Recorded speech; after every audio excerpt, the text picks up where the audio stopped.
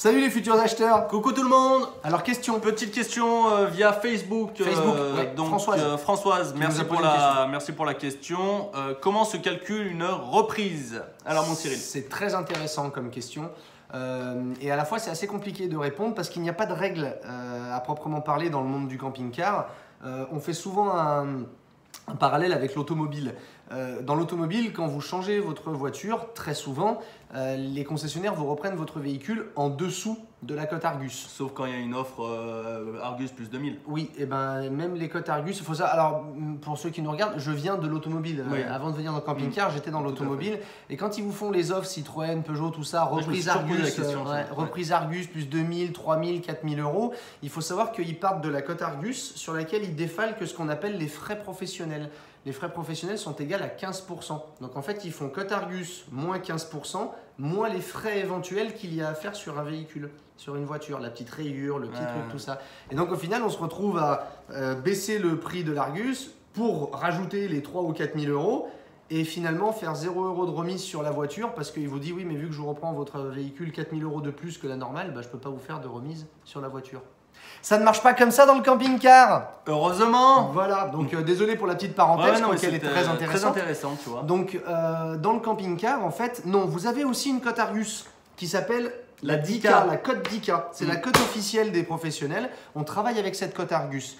Les véhicules sont cotés jusqu'à 10 ans sur le papier et jusqu'à 20 ans sur Internet. Donc on peut avoir, si vous avez un camping-car qui a 20 ans, on est capable d'avoir une cote Argus. Oui.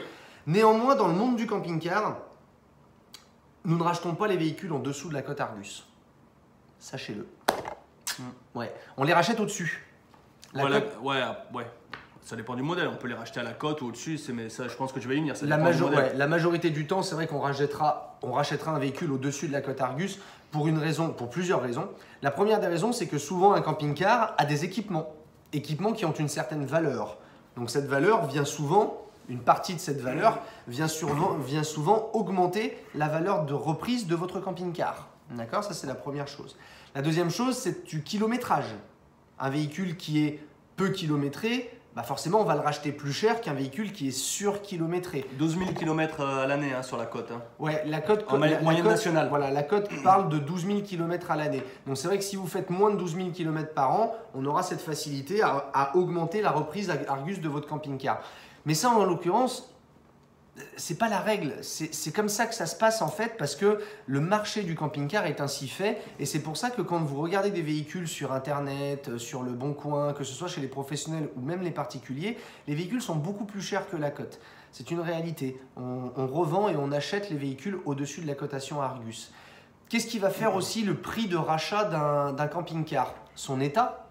Si vous venez avec un véhicule avec toutes les factures d'entretien, si vous venez avec un véhicule avec les tests d'étanchéité réalisés chaque année, tests d'étanchéité qui attestent de la bonne étanchéité de votre camping-car.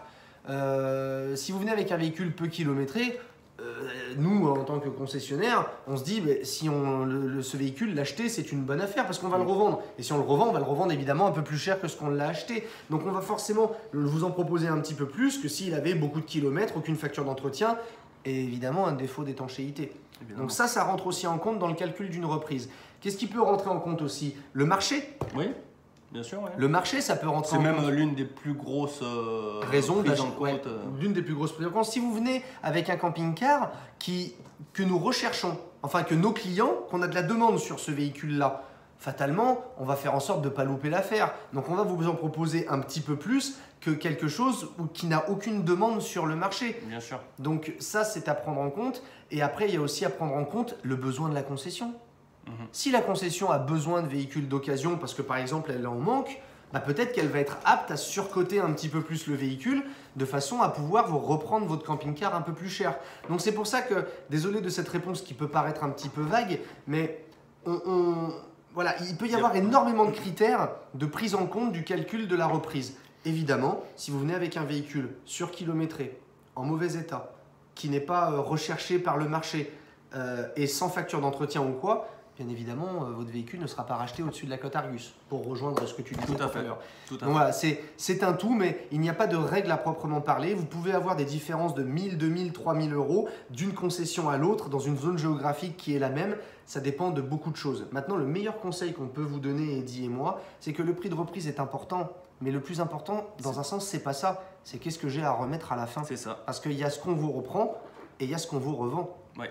Et le but de la manœuvre, c'est si on vous rachète un véhicule très cher, mais que le véhicule en face, on vous le vend très cher, ça sert à rien d'avoir racheté votre véhicule très cher. Ce qui est important, c'est combien est-ce que j'ai à remettre Voilà. dans la machine pour changer mon camping-car. Voilà. La soult. Ce qu'on appelle La la soult, Voilà. c'est ça qui est important, c'est la soult. Voilà. Combien je dois remettre, combien je dois me démunir de combien pour avoir le camping-car que je veux. Tout simplement.